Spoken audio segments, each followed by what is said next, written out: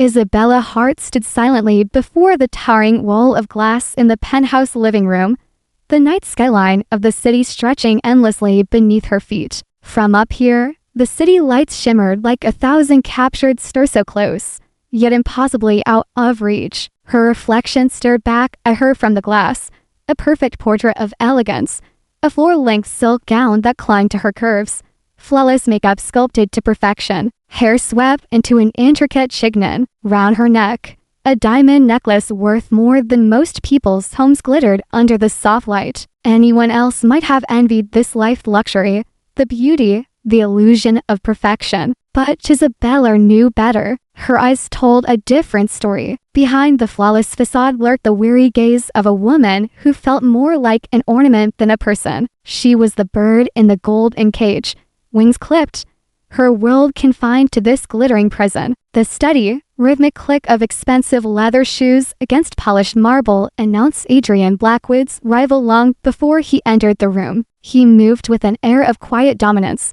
as if every space he stepped into was an empire he owned, and she, his wife of 3 years, was no exception. "The charity gala starts in 2 hours, he said smoothly, not as a reminder, but as a command. His voice had the familiar edge, measured, authoritative made most people instinctively straighten their posture and listen. Isabella turned, the hem of her gown whispering across the floor. "Of course," she replied softly, reciting the instructions she knew were expected. "Smile, look beautiful, speak only when spoken to, and never mention my old career." Her tone was even, almost rehearsed, like lines from a script she'd never auditioned for, but had been forced to perform night after night. Adrian's lips curved into what anyone else might mistake for affection, but Isabella could read the truth in his subtle slight tightening round his eyes when he was pleased with her compliance, the faint clench of his jaw when she strayed from his rules. "Good girl," he murmured, fastening his platinum cufflinks. "Tonight is crucial for the merger with Henderson Industries. I need you to charm old Henderson.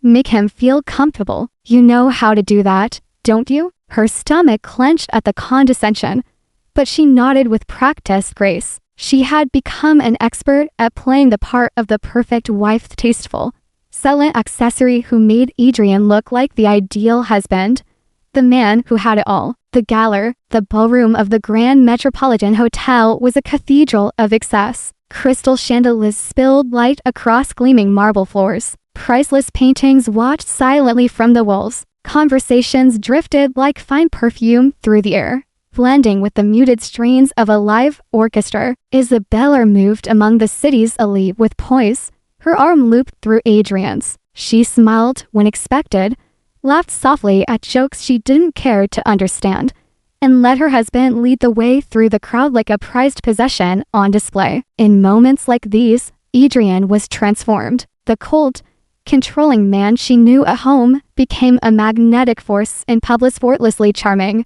his voice warm and confident, drawing people in like moths to a flame. "Adrian, wonderful to see you." Harold Henderson, a distinguished man in his 60s, approached with his wife, Margaret. "And this must be your lovely wife we've heard so much about." Adrian's hand tightened fractionally at Isabella's wise, subtle reminder of her role. "She's been so excited to meet you both," he said smoothly. As Adrian launched into business talk with Harold, Margaret turned to Isabella with genuine warmth. "My dear, you look absolutely radiant. Tell me, what keeps you busy these days?" Before Isabella could answer, Adrian cut in effortlessly. "Oh, Isabella keeps herself occupied with the usual charity work, decorating our homes, planning social events. She's wonderful at creating the perfect atmosphere for my business needs." The dismissal was so casual it almost sounded like praise, but Isabella felt the sting of humiliation burn hot on her cheeks. Margaret's expression shifted slightly, a flicker of sympathy passing in her eyes.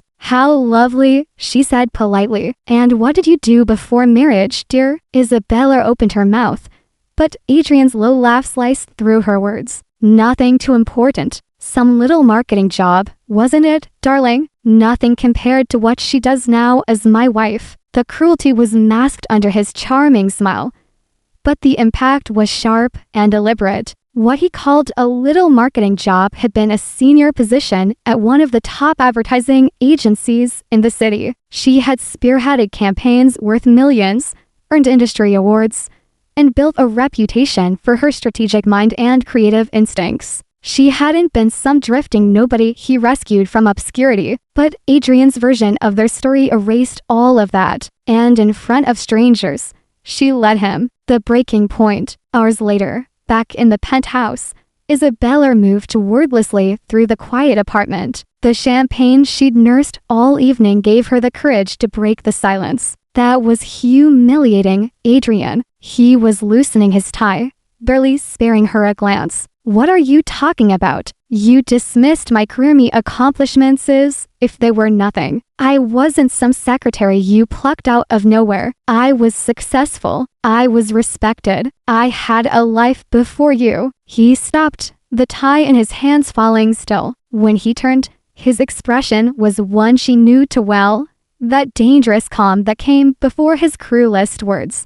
"Had a life," he repeated, savoring the past tense. "Isabella, that life is over. This is your life now. This penthouse, these clothes, this lifestyle of it exists because of me. Without me, you're nothing." The words landed like open-handed slaps, each one stripping away another piece of her self-worth. But tonight, something inside her refused to break. "I made my own money, Adrian, paid my own rent, drove my own car. I had my own dreams. You didn't save me from anything." His laugh was sharp, cutting. "Your own money. That pathetic salary wouldn't have covered the monthly maintenance fee here. Your little dreams marketing campaigns for soap and breakfast cereal, please." He stepped closer, his voice dropping to a threatening whisper. "You seem to forget something important. My dear wife, you signed a prenup. If you leave me, you get nothing. No money, no connections, no future. You'll crawl back to whatever mediocre existence you came from, and everyone will know you couldn't handle being married to a man like me." The forbidden room. The next morning, Adrian left early for his office, leaving Isabella in the cavernous penthouse. She wandered aimlessly at first, but her steps soon led her to a place she had always been forbidden to enter. Adrian's private study. He had told her it contained sensitive business information, none of her concern. But today, a restless defiance burned in her chest. The room was exactly what she had imagined.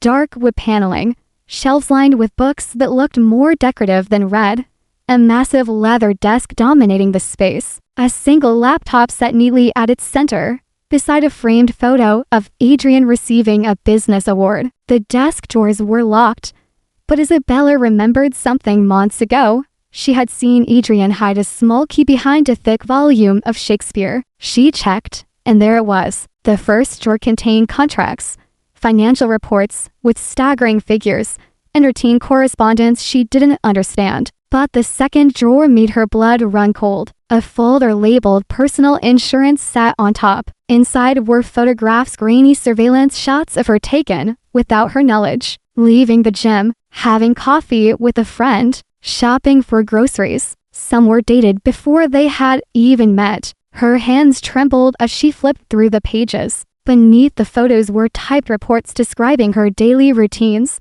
her habits, even her psychological profile. The final pages were email exchanges between Adrian and a private investigator. Subject appears to be ideal candidate, financially vulnerable due to student loans and family medical bills, limited family support system. Career ambitions make her eager to please. Psychological profile suggests she will be compliant once properly managed. Recommend proceeding with courtship phase. Isabella sank into his chair. The papers spread before her like a crime scene. Everything she had believed about their chance meeting, their whirlwind romance side, was all a calculated acquisition. He had targeted her, studied her, and manipulated her into giving up her career, her independence, her sense of self. For a long time, she simply sat there, stunned. But as the shock ebbed, another feeling began to recede, a heat that spread through her chest and steadied her shaking hands. For the first time in 3 years, She saw the truth clearly, and she began to plan. Adrian Blackwood thought he had trapped her forever. He believed his money and influence made him untouchable. He was about to find out just how wrong he could be. 3 weeks had passed since Isabella Hart had opened the drawer that shattered every illusion she clung to. 3 weeks since she had discovered the dossier on herself, the surveillance photographs, and the calculated language that reduced her to a list of exploitable weaknesses. In that time, she had played her part flawlessly. She smiled when Adrian looked her way, complimented his suits, attended his dinners, and moved through the penthouse like the obedient wife he believed her to be. But beneath the mask, every step, every word, was calculated. She had committed each damning document to memory. She could still feel the weight of the folder in her hands, the cold burn of the words, compliant once properly managed. She wasn't going to be managed anymore. Choosing the battleground. It had taken her days to decide her first move. Adrian's reach in the city was long,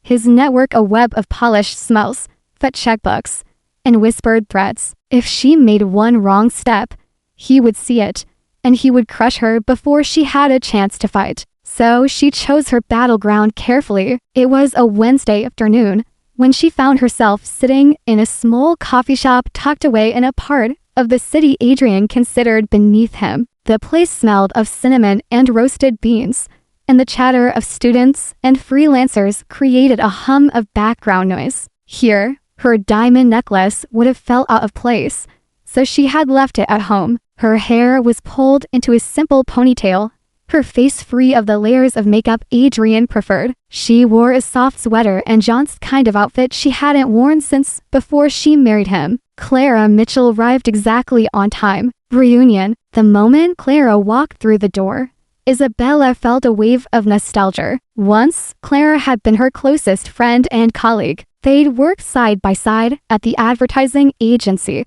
spending late nights brainstorming campaigns over takeout, sharing secrets in the glow of computer screens. But after Isabella's marriage to Adrian, the calls had dwindled. The invitations had been regretfully declined. Slowly, invisibly, Adrian had closed the gates until her old life was entirely on the other side. Claire spotted her and froze. For a moment, she simply stared, as though she were looking at someone who had vanished and reappeared like a ghost. Then she crossed the room and slid into the chair opposite Isabella. Isabella, her voice was soft, almost disbelieving. When you called, I thought honestly, I didn't think I'd ever hear from you again. It's been nearly 2 years. The words stung because they were true. I know, Isabella said quietly, and I'm sorry. I should have reached out sooner, but I couldn't. Not until now. Claire studied her face. Without the armor of designer fashion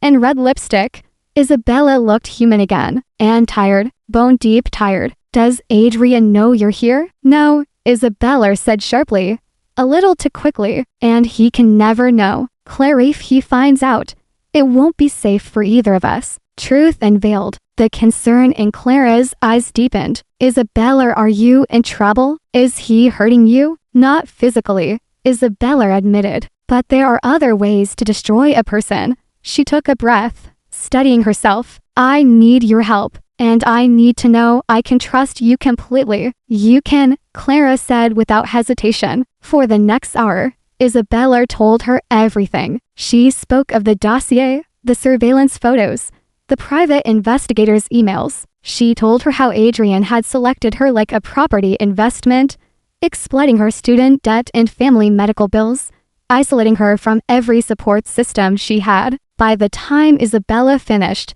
Clara's expression had hardened from shock to fury. That bastard, she whispered. Isabella, this is the kind of thing people write exposes about. You know, I still have contacts at the paper. We could take this public. No, Isabella interrupted firmly. Not yet. The danger of moving too soon. Why not? Clara demanded. Because Adrian has lawyers who could bury the story before it ever saw daylight. He has money to buy silence and connections to destroy anyone who dares speak against him. If we move too soon, with only my word and a few stolen files, he'll crush us both and disappear behind his fortress of wealth. Clara leaned back, the journalist's spark in her eyes now sharpened into something more strategic. So, what do you want to do? I want to destroy him completely, Isabella said, her voice low, steady. His business, his reputation, his freedom, everything. Claire held her gaze for a long moment, then nodded. All right,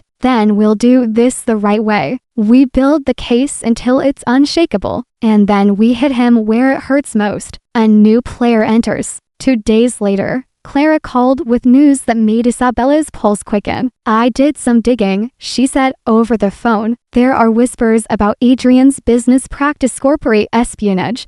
Questionable deals, but nothing concrete. Yet, I think I know someone who might be willing to help us. The someone turned out to be Nathan Cole, CEO of a rival tech company. Nathan had been quietly investigating Adrian for months, suspecting that Pierceno, Blackwood had stolen intellectual property from his competitors. They met after hours in Nathan's office, the building nearly empty except for security. Nathan was nothing like Adrian. Where Adrian's charm was polished to a cold sheen, Nathan's warmth was unforced. His eye-skinned, intelligent, watchful mid Isabella's without that calculating glint she had learned to fear. Mrs. Blackwood, he said, rising as Clara made the introductions. Please call me Isabella, and I suspect you already know more about my circumstances than you're letting on. Nathan's smile faded. Your husband has made a lot of enemies in this industry. His success has come at the cost of other people's livelihoods. We've been trying to build a case for corporate espionage and fraud,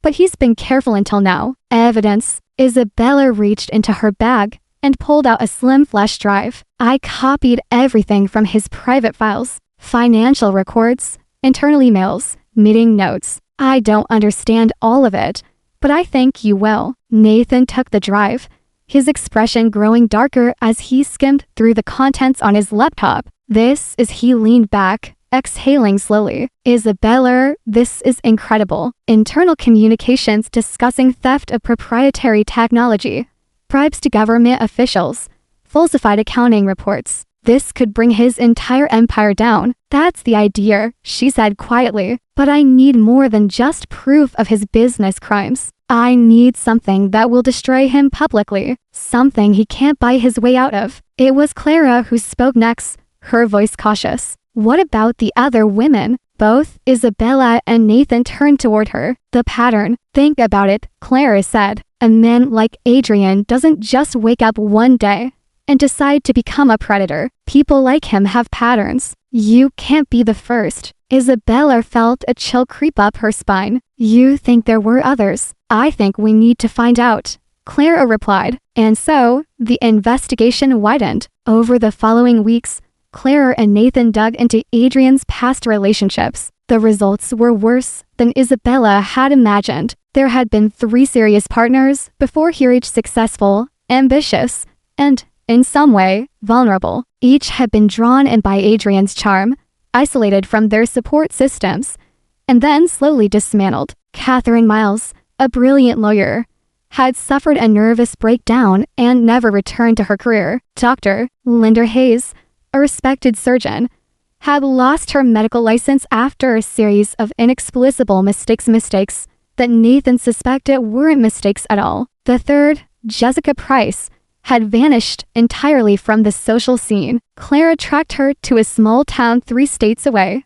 working as a waitress under a false name. When Clara finally convinced Jessica to meet in a nondescript diner, the woman's story was a mirror of Isabella's own gaslighting, financial sabotage, reputational ruin. He made me believe I was losing my mind, Jessica said quietly. One day I was running a gallery. The next I was nothing. I thought I'd never escape him. You're not crazy, Isabella assured her. He did the same to me. Jessica's eyes filled with tears. I used to be strong, confident. Now I'm just afraid all the time. Clara's voice was steady. You won't be. We're going to make sure he pays for all of us. By the time Isabella left that meeting, she knew one thing for certain. This wasn't just her fight anymore. It was a war. Isabella Hart had always been good at playing roles. In her old life, She'd been the strategic mind behind ad campaign slipping into the skin of whatever image a brand wanted to sell. Now, her audience was smaller, but the stakes were far higher. She wore the mask of the devoted wife so convincingly that Adrian Blackwood didn't suspect for a second that the woman who served him his morning espresso was also plotting the demolition of his empire. Every smile, every polite nod, every perfectly timed laugh was a performance. She learned to keep her tone light even when his hand gripped her arm too tightly, to lower her gaze in feigned deference while her mind catalogued every careless word he spoke about his business dealings. The nights were the worst. Lying beside him, listening to his steady, contented breathing, she would stare at the ceiling and imagine it collapsing under the weight of everything she now knew. She would picture his downfall in exquisite detail, his voice stripped of authority, his eyes hollow without control. But dreams alone wouldn't bring him down. She needed a weapon. Adrian's new idea. It arrived in the form of a casual remark over dinner. "I've been thinking," Adrian said, swirling a glass of Bordeaux. "It's time we started a family." Isabella's fork froze midway to her lips. A family? Yes, children, heirs to carry on the Blackwood legacy. His tone was businesslike, as though he were discussing a merger. "You're 28, darling, not getting any younger. We should start immediately." The arrogance of its assumption that her body, her life, could be scheduled like one of his corporate projects made her skin crawl. But beneath the revulsion, a thought took shape. She lowered her fork, ranging her features into eager agreement. "That's wonderful, Adrian. I've been hoping you'd say that." The way his eyes gleamed at her response told her everything she needed to know. This, to him, was another acquisition. A child would be an asset, another tool for control. She would turn it into his undoing, laying the groundwork. Over the next month, Isabella became an actress in a role she'd never imagined playing. She visited pharmacies in neighborhoods far from the penthouse, buying discreet packets of birth control that she hid in the lining of her handbag. She researched pregnancy symptoms, not for the experience, but to mimic them convincingly. She began to let her gaze linger wistfully in baby clothes in shop windows when Adrian was with her. She adjusted her diet just enough for him to notice. On certain mornings, she'd press a hand to her stomach and smile faintly, as if she knew something he didn't. Adrian ate it up. He grew more attentive, and not in affection, but in oversight. He insisted on accompanying her to routine doctor's visits, questioned her daily habits, monitored her meals. To anyone else, it might have felt like care. Isabella knew better. It was ownership, the breakthrough. Her fade might have continued for months if not for a breakthrough from Claire and Nathan. They called her to a discreet meeting in Nathan's office, where the blinds were drawn and the air was thick with anticipation. "We found it," Nathan said without preamble. "The thing that will bury him." Isabella leaned forward. "Adrian has been systematically stealing technology from smaller companies," Nathan explained. "He patents it under Blackwood Industries, then uses lawsuits to drive the original creators out of business. They can't afford to fight. This isn't just shoddy, it's corporate espionage. Federal crime. With the evidence we have, he could face decades in prison." Clara nodded. "But we can't just dump this on the authorities. His lawyers will bury it in motions, drag it out for years, maybe get him off on technicalities. We need a way to make the evidence public in a way he can't control." Isabella felt the sharp click of a puzzle piece falling into place. "I think I have just the stage for it." The stage. Every year, Blackwood Industries hosted a high-profile product launch, an event that drew investors, media, and competitors from across the globe. This year's unveiling was set to be Adrian's crowning achievement, a revolutionary software platform that, unbeknownst to the world, was built entirely from stolen code belonging to 3 different companies. The launch would take place in front of hundreds of people,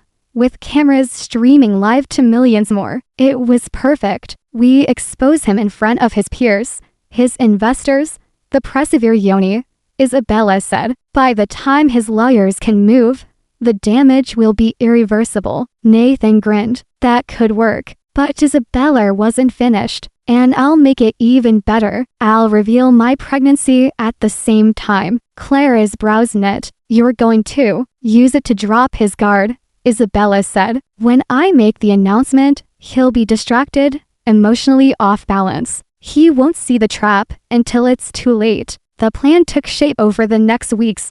Clara would attend the launch with a hand-picked team of journalists, each armed with specific pieces of evidence. Nathan would provide sealed files to federal agents planted discreetly in the audience. Isabella would be in the front row, the picture of radiant support, until the moment she turned the spotlight. The night before, on the eve of the launch, Isabella stood once again before the penthouse's wall of glass. The city glittered below her, but this time she didn't feel trapped. She felt like the hunter in the high tower, surveying the field before the strike. Adrian entered the room, straightening his cufflinks. Tomorrow changes everything, he said with quiet satisfaction. This launch will make Blackwood Industries unstoppable. We'll be richer and more powerful than ever. She turned to face him, letting him see just for a moment the glint of cold intelligence in her eyes. It was enough to make him pause, but only for a second. Yes, she said softly. Tomorrow changes everything. He smiled, mistaking her meaning. He still thought tomorrow belonged to him.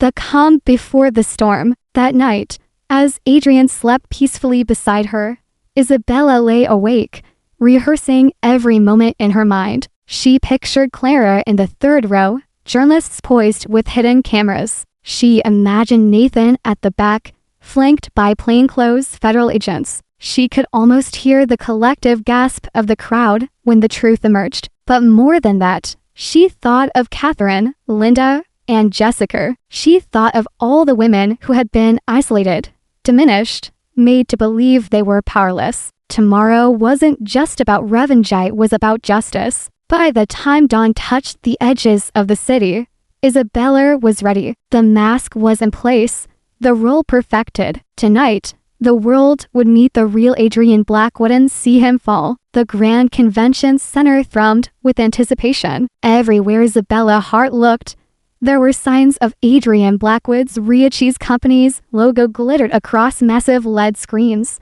Sleek banners hung from the ceiling, and hostesses in sharp black dresses guided investors, journalists, and industry leaders to their seats. The air hummed with a low roar of conversation, punctuated by the occasional burst of laughter or the clicking of camera shutters. It was the perfect setting for Adrian's final performance, and for hers. Isabella sat in the front row, an elegant navy dress draping over her legs, the subtle curve of a carefully crafted fake pregnancy bump visible beneath the fabric. Her hands rested protectively over her stomach, her gesture she'd practiced in the mirror until it looked effortless. Every time a photographer's flash caught her, she smiled with gentle warmth. To the audience, she looked like the devoted wife, glowing with maternal joy, ready to support her brilliant husband's greatest achievement. Only she knew that she wasn't here to support him. She was here to bury him. The web in place. 3 rows behind her, Clara Mitchell sat surrounded by a small cluster of journalists she trusted with her life. Each of them held cameras and microphones disguised as ordinary equipment. Every angle of this event would be documented, streamed, and ready to go live to the world at the moment of impact. Near the back of the room, Nathan Cole waited, dressed in a tailored charcoal suit. He blended easily with the crowd, but Isabella knew that beside him were 2 plainclothes federal agents. Inside Nathan's briefcase lay the culmination of months of work evidence so airtight it could survive any legal maneuvering Adrian's army of lawyers might attempt. Isabella took a slow breath. The net was ready. All they needed now was the prey to walk into it. The performance begins. The lights dimmed, and a ripple of silence passed through the audience. Dramatic music swelled as Adrian Blackwood strode onto the stage. Every inch the charismatic visionary. His smile was confident, his posture commanding. The spotlight seemed to seek him out, as though even the light obeyed his will. Ladies and gentlemen, his voice boomed, smooth as silk.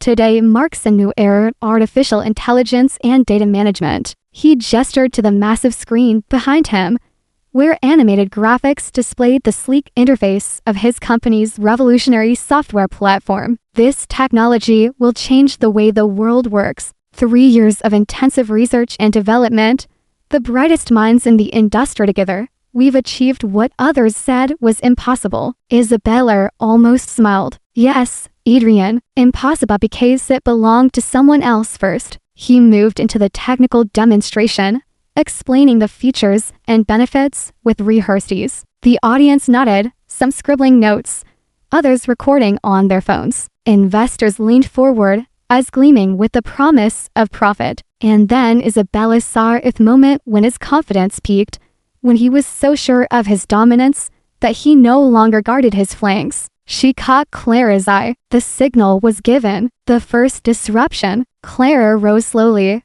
her press badge glinting under the lights. "Excuse me, Mr. Blackwood," she said, her tone polite but firm. Adrian paused, masking his irritation behind a smile. "Of course, Clara Mitchell, Tech Industry Weekly, if I'm not mistaken." "That's right," Clara replied. "You mentioned 3 years of development for this platform. I'm curious about the similarities it shares with the system developed by Innovative Solutions, Inc. 4 years before their company mysteriously went bankrupt." The color drained slightly from Adrian's face, but he recovered quickly. "I'm not familiar with that company." "Perhaps you're mistaken." From the back of the room, Nathan's voice rang out. "She's not mistaken. You stole it." Head swiveled toward him. Adrian's composure cracked, his eyes narrowing. "And you are Nathan Cole, CEO of Cole Tech, and I have proof." He began walking toward the stage, producing a thick folder from his briefcase. "Internal emails from your development team, Mr. Blackwood. Would you like me to read them aloud?" The walls closing in, security moved toward Nathan, but he raised his voice over the growing murmur of the crowd. "Email from Adrian Blackwood to his head developer, dated March 15, 2021. Stop wasting time on original development. Take the Innovative Solutions code we acquired and modify it enough to avoid obvious plagiarism. We need to launch before anyone realizes what we're doing." Gasps rippled through the audience. Journalists began typing furiously, cameras flashing as if on instinct. Adrian's voice lost its polish. "This is a setup, lies fabricated by jealous competitors." But Clara was already standing again, joined now by other reporters in the room. "What about the 3 companies that filed patent lawsuits against Blackwood Industries?" One called out, only to have their funding disappear overnight. "And the non-disclosure agreements you forced on employees who raised concerns about the legality of your projects?" Another demanded. Adrian's head whipped from one voice to another, the spotlight suddenly feeling like a noose tightening around his neck. And then his eyes found her, the turning point. He latched onto her as though she were the last lifeline in a storm. "Isabella," he said into the microphone. His tone carefully softened, the perfect image of a husband reaching out to his pregnant wife. "Tell them this isn't true." She rose slowly, every movement deliberate. Her hands remained resting over her stomach as she met his gaze. "Actually, Adrian," she said, her voice clear, steady, carrying effortlessly to the furthest corners of the room. "I think it's time everyone heard the truth. All of it." The room went silent. She could feel hundreds of eyes on her as she walked toward the stage, heels clicking softly against the floor. Adrian's expression shifted from pleading to dread. She took the microphone from his unresisting hand and turned to face the crowd. "The revelation. For 3 years, I've been married to a man who doesn't see people as human beings, but as assets to be acquired and controlled. Adrian didn't fall in love with me, researched me. He studied my vulnerabilities, targeted me, and built our relationship like a hostile takeover." The audience leaned in, phones raised, recording every word. "He isolated me from my friends and family, dismantled my career, and spent years breaking down my independence. But his biggest mistake," she turned to look at him directly, "was underestimating me." Her voice strengthened. "I know about Catherine Miles, the lawyer you drove to a breakdown, about Dr. Linda Hayes,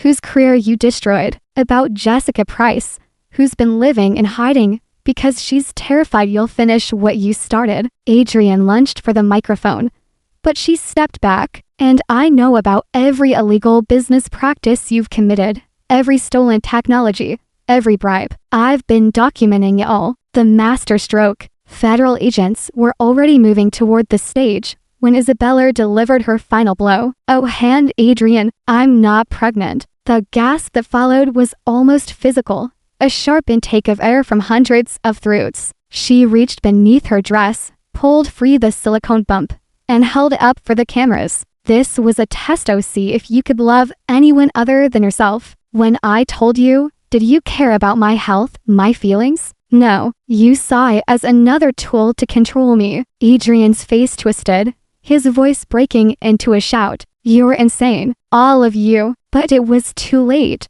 The agents reached the stage just as Nathan handed over the evidence files. The cameras flashed like lightning. Isabella stepped back, watching as the man who had once controlled every aspect of her life was surrounded, his voice drowned out by the sound of justice closing in. The moment the federal agents took Adrian Blackwood's arms, the room erupted. Some in the audience were shouting questions, others filming with trembling hands, the glow of phone screens lighting their stunned faces. Security scrambled, unsure whether to clear the hall or contain the media fled. Isabella stepped back from the stage, her heels sinking slightly into the thick carpet as she took in the sight she had imagined for months. Adrian's expensive suit now looked rumpled, his hair disheveled, his voice raw as he tried to shout over the noise. You're making a mistake. I'll destroy all of you. Do you hear me? All of you. But even as he bellowed,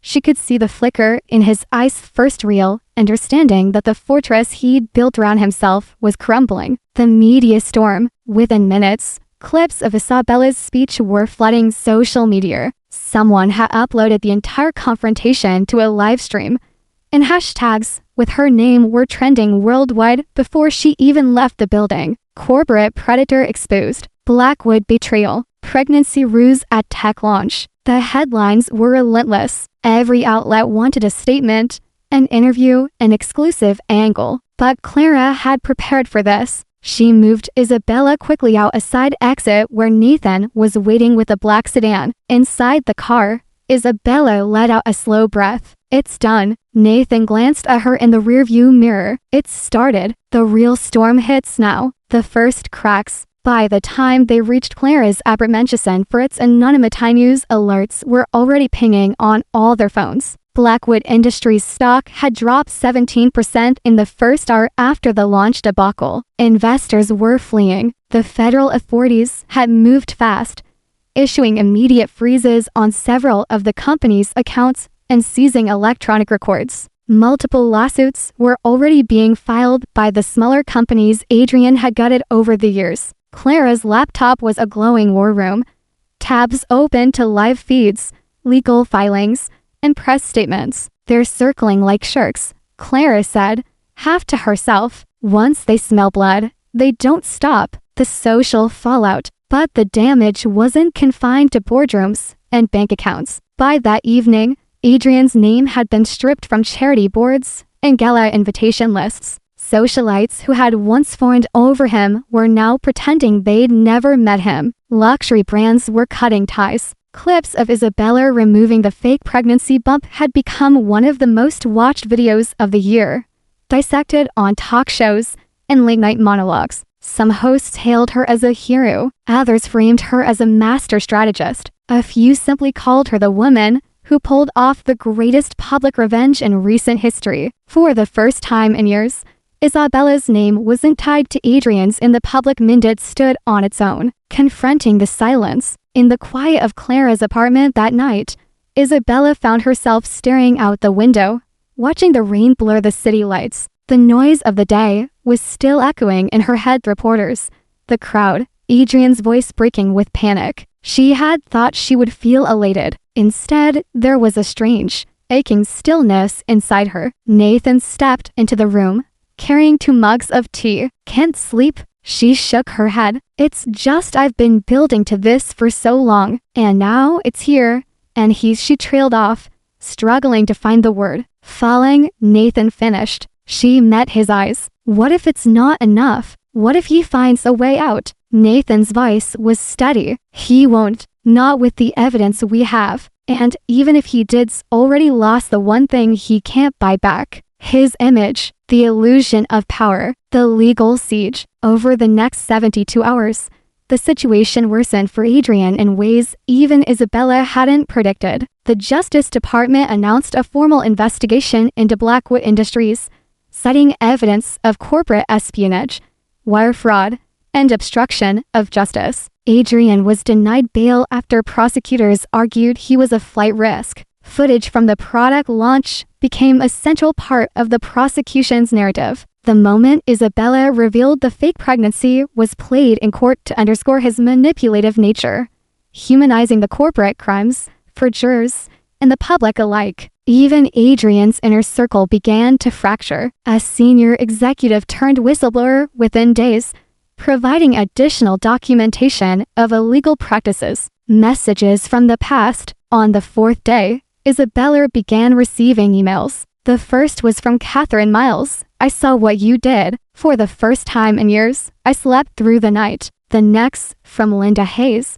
You don't know me, but I know you. And I want to thank you for making sure he can't do to anyone else what he did to me. Then Jessica Price. If you ever need someone to testify, I'll be there. No more hiding. Each message was a small weight lifted from her chest. A reminder that this had never been about one woman's revenge. It was about pulling others out of the shadows. The empty penthouse. A week later, Isabella returned briefly to the penthouse with Clara to collect her things. Federal seals were plastered across the doors to Adrian's private study. The once pristine space felt hollow now, stripped of its illusion of invulnerability. She walked into the living room where she had so often stood staring at the skyline. It looked the same, but it wasn't. This was never my home, she said quietly. It was just his stage. She left without looking back. The first taste of freedom. For the first time in years, Isabella slept in a place where no one tracked her movements or monitored her phone calls. Clara's guest room was small, but it was hers. She could open the window and hear the city without feeling trapped by it. The morning after her first full night's sleep, she woke to sunlight streaming through sheer curtains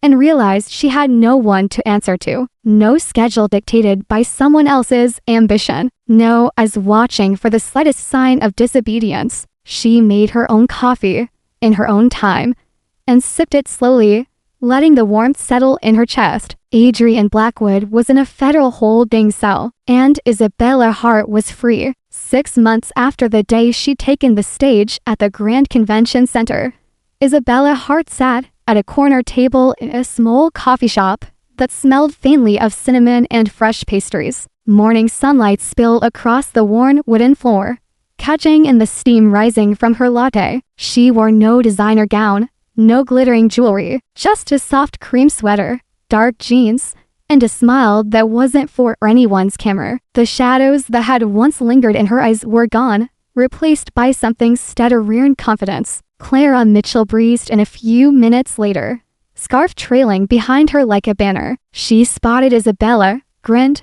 and slid into the seat across from her. Have you seen the latest? Claire asked, pulling a folded newspaper from her bag. She spread it on the table, revealing the headline, Former Tech CEO Adrian Blackwood sentenced to 15 years for corporate espionage and fraud. Beneath the bold print was a photograph of Adrian in an orange jumpsuit, hands cuffed, his expression empty. The man who had once controlled every detail of her life now couldn't control the cut of his own clothes. Isabella's lips curved faintly. 15 years that should give everyone he hurt time to rebuild without looking over their shoulder. A different kind of building. Clara's grin widened. Speaking of rebuilding, how's the new company? At that, Isabella's whole face lit up. After months of legal wrangling, she'd emerged from her divorce with far more than Adrian's prenup had intended, thanks to the mountain of evidence tying him to criminal activity. Instead of hoarding it, she'd invested in herself. Her marketing firm, Hart Strategies, had opened its doors just 3 months ago. In that time, she'd signed 3 new clients, one of them a tech startup Nathan Cole had personally recommended. "It's better than I ever imagined," Isabella said. "We're not just doing campaigns, we're helping people recover their brands after being steamrolled by bigger companies." Catherine Miles is joining us next week as our legal counsel. Clara's laugh was warm. "So you're basically building an empire out of the ruins of his." "Not an empire," Isabella corrected softly. "A sanctuary." A familiar face. The bell over the cafe door jingled, and Nathan Cole stepped inside. He spotted them and crossed the room with that easy, grounded stride that had always set him apart from Adrian's performative swagger. "I hope I'm not interrupting," he said, though his eyes lingered on Isabella in a way that suggested he didn't much care if he was. "Never," she replied, and something unspoken passed between them that made Clara's eyebrows arch knowingly. Over the months, Nathan had become more than just an ally in her fight for justice. They'd spent long evenings poring over plans for her firm, shared quiet meals after long days, and learned how to speak in glances when words weren't necessary. His presence had none of the sharp edges she'd once associated with men in power. "The foundation." "I have news," Nathan said, pulling a folder from his briefcase and placing it on the table. "The board approved our proposal. The foundation is officially a go." Isabella's breath caught. The Hart Foundation for Women's Independence would be funded entirely from assets seized from Adrian's criminal empire. Its mission was simple but ambitious: to help at least 50 women a year escape abusive relationships and rebuild their careers. "We've already identified our first applicants," Nathan continued. "One of them," he glanced at Isabella, "it's Jessica Price. She's ready to come back to the city, wants to help run the support groups." For a moment, Isabella couldn't speak. Then she nodded, her throat tight. "That's perfect." Clara lifted her coffee cup in a toast to Isabella Hart, proving the best revenge is a life well lived. But Isabella shook her head, smiling faintly. "It was never about revenge. Not really. It's about making sure what happened to us can happen to anyone else." Home redefined. That evening, Isabella stood in front of a window again, but it wasn't a penthouse wall of glass stretching to the ceiling. It was a modest bay window in her own apartment, small enough to open with one hand, overlooking streets where neighbors waved as they passed. The space around her felt alive. Potted plants thrived on the sill. Bookshelves lined the walls, filled with novels and photo albums instead of corporate trophies. The air smelled faintly of rosemary from the kitchen, where Nathan was cooking dinner. Humming off-key, Clara was curled up on the couch, typing on her laptop as she worked on her latest investigative piece. Isabella leaned on the window frame, watching the city lights twinkle not as a cage this time, but as a horizon. Echoes from the past. Her phone buzzed on the windowsill. It was a message from Catherine Miles. "First day back in court today. Won my case. Thank you for showing me it was possible to fight back." Similar messages arrived often from women who'd read her story or heard her speak. Some had left abusive relationships. Others had reclaimed careers they thought were gone forever. Each message reminded her that the choice to stand on that stage months ago had rippled outward in ways she could never have planned. The last letter. One afternoon, nearly a year after the launch, an envelope arrived in her mailbox with the return address of a federal prison. For a moment, her heart stuttered old reflexes. But it wasn't from Adrian. It was from his prison counselor. "Miss Hart," it read, "your former husband has been attending therapy programs for abusive behavior. He has begun to acknowledge the harm he caused to you and his other victims. He asked me to tell you that he understands why you did what you did, and that he's grateful you stopped him before he could hurt anyone else. He said to tell you that you were stronger than he ever gave you credit for." Isabella read the letter twice. Then she set it aside. She felt no satisfaction in his remorse, no need to respond. That part of her life was over. A new spotlight. Years later, Isabella stood in a different kind of spotlight, not one stolen by Adrian, but one she had chosen. She was delivering the keynote at a national conference for survivors of domestic and financial abuse. The most important thing I've learned, she told the audience, is that abusers want us to believe we're powerless. They work tirelessly to convince us that we're too dependent,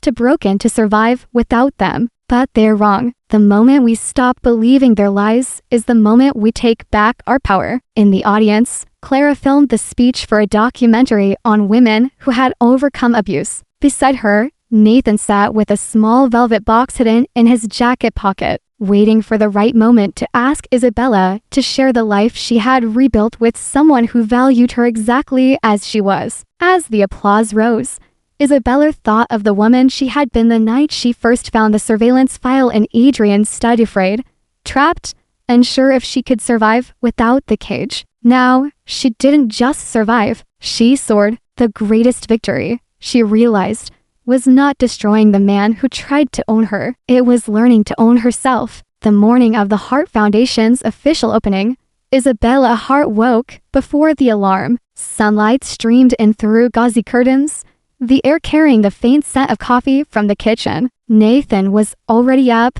humming tunelessly while he brewed a pot. The sound made her smile. In another life, she might have braced herself for criticism over something so small. In this one, it was the kind of imperfection she treasured. She swung her legs out of bed and padded barefoot across the hardwood floor to the window. Below, the street was already alive, shopkeepers raising shutters, children darting toward school, the day unfurling in a rhythm that belonged to no one but itself. This was home, not a gilded cage high above the city, but a place rooted in real life. A day for building, not destroying. Downstairs, Nathan handed her a mug, his fingers brushing hers with quiet familiarity. "Big day," he said. "The biggest," she replied. In a few hours, the Heart Foundation for Women's Independence would open its doors to the public. It had taken over a converted warehouse in the city's arts district, a space filled with sunlight,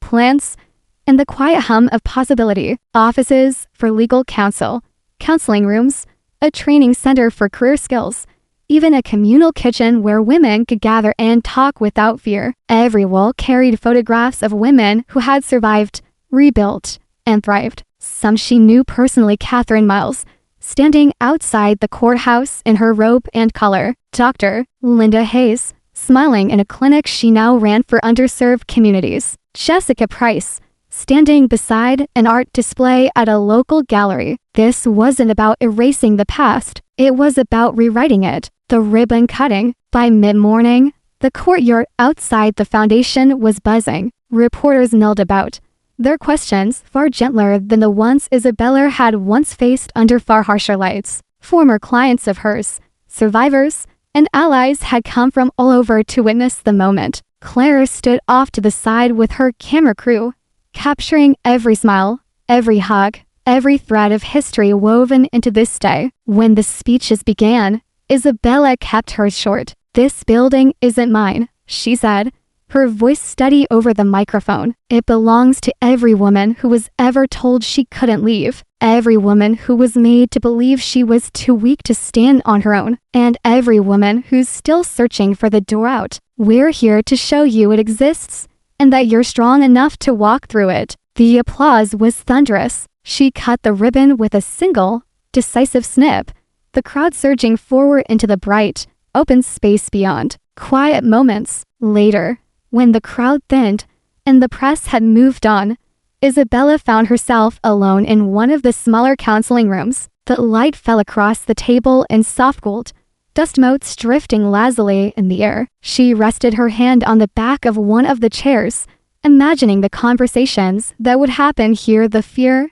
the relief, the first tentative steps toward freedom. Nathan appeared in the doorway, leaning casually against the frame. "They're asking for you out there. Some of the women want to meet you." She smiled. "I'll be right there." As he turned to leave, she added, "Nathan?" He glanced back. "Thank you for everything, for believing I could be more than what he made me." His eyes softened. "You were always more. You just needed the space to see it." An unscripted future. That evening, they hosted a small dinner at their apartment. Clara, Nathan, a handful of the foundation's first clients, and friends who had stood by her through the storm. The table was crowded with mismatched dishes, laughter bouncing off the walls. At one point, Clara tapped her glass for attention. "I've been holding onto something," she said, reaching for her bag. She pulled out a sleek black case and handed it to Isabella. Inside was a bound book of photograph stills from the day of the product launch,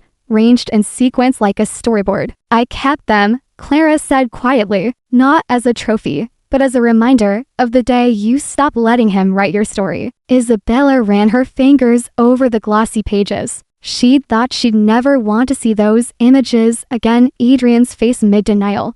The moment she held up the fake pregnancy bump, the agents closing in. But instead of the cold grip of the past, she felt only clarity. That was the day she'd burned the old script. The proposal, after the last guest left, and the dishes were stacked in the sink, Nathan joined her at the window. The city beyond was hushed, the air warm and still. "I've been carrying something around for months," he said, his voice almost casual. He slipped his hand into his jacket and pulled out a small velvet box. Her breath caught. "I know you don't need rescuing," he continued, opening the box to reveal a simple, elegant ring. "I know you'll never need me to fight your battles, but I'd like to stand beside you while you win them. Will you marry me?" For a long moment, she didn't speak. Then she smiled, slow and sure. Yes. It wasn't the yes of desperation or dependency. It was the yes of a woman who knew her own worth and who chose to share her life not because she had to, but because she wanted to. Full circle. Months later, on the anniversary of the product launch, Isabella found herself once again standing in front of a room full of people. But this time, it wasn't journalists or corporate sharks. It was survivors. Women who had come through the doors of the Heart Foundation, carrying their fear and leaving with something stronger. "I used to think my story ended the day I walked out of the penthouse," she told them. "But the truth is, that was just the first chapter. The real story is what came after the part where I built something worth living for." She stepped down from the stage to the sound of applause, her gaze finding Nathan at the back of the room. He wasn't watching her like a possession or a prize. He was simply proud. The greatest victory. Later that night, back at home, Isabella opened the bound book Clara had given her. She flipped to the final page, where Clara had left a handwritten note. "The greatest victory isn't in breaking your cage. It's in learning you can fly without it." She closed the book and set it on the shelf beside photos from the foundation, her company, and moments of quiet joy, a patchwork of a life wholly her own. The skyline glittered beyond the window, but this time it didn't look like a reminder of what she couldn't reach. It was simply the view from a home she'd chosen, and a life she had built brick by brick. Isabella Hart had been a prisoner, a strategist, a survivor, and now simply herself. And that, more than any revenge, was the happiest ending she could imagine.